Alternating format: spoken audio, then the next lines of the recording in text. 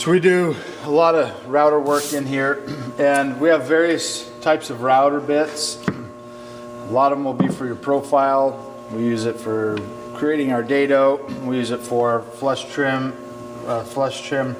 process, which is what we're going to talk about right now. And just about any time you come to the router table, you ought to double check, make sure, without turning it on, of course, that your router bit is in there stable. And if you do need to make any changes, make sure you unplug it first. But what I want to point out here first is that anytime you have a router bit that does not have a ball bearing on top, like this one does here, then you know immediately that you're going to be using a fence. So you would attach a fence. Okay? In this application, we don't need a fence.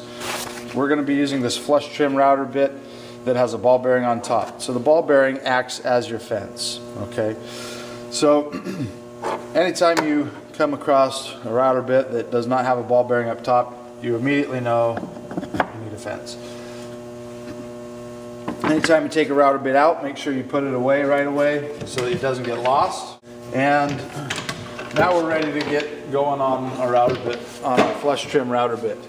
When we built our Viking box lid and bottom, we made it so that there was a little bit of overhang here, 1/8 of an inch, 1/16 of an inch, no more than 1/4 of an inch. If there's 1/4 of an inch or more, then we need to take it to the bandsaw and trim it down because we don't want to sit there and it'll take us forever on this router bit, and it ends up with a better result if we just have a little bit.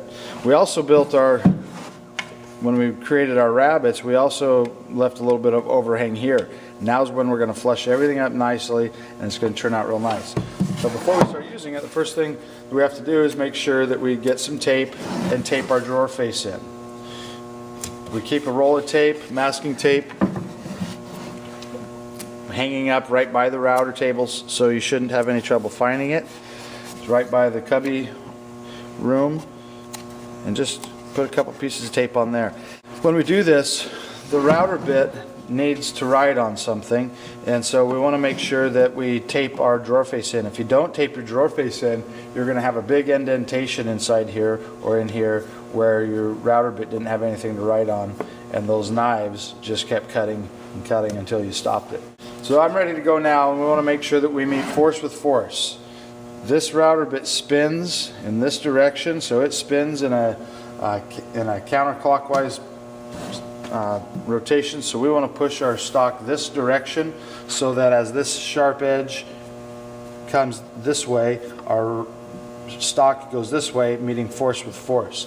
If we were to try and go the same direction the router bit spins, it'll shoot our project that direction. The other thing we want to make sure is that you don't take off very much at a time. If you take off a whole lot at a time, you're going to have chip out. Also, if you have glued up your lid so that you have an exotic on the edge here, well, you're going to have to go real slow and real careful. Don't try and take off too much at one time, otherwise it's going to tear it out. Lastly, one of my best tips I can give you is make sure you do the end grain first. That also helps avoid tear out. So I'm going to turn it on, and I'm just going to go from right to left, and I'll go this direction so that you can see on the video exactly what's going on.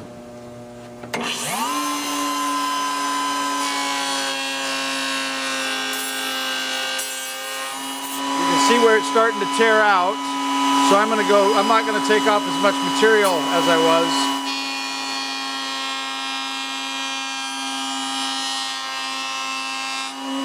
That means I'm going to have to take more passes.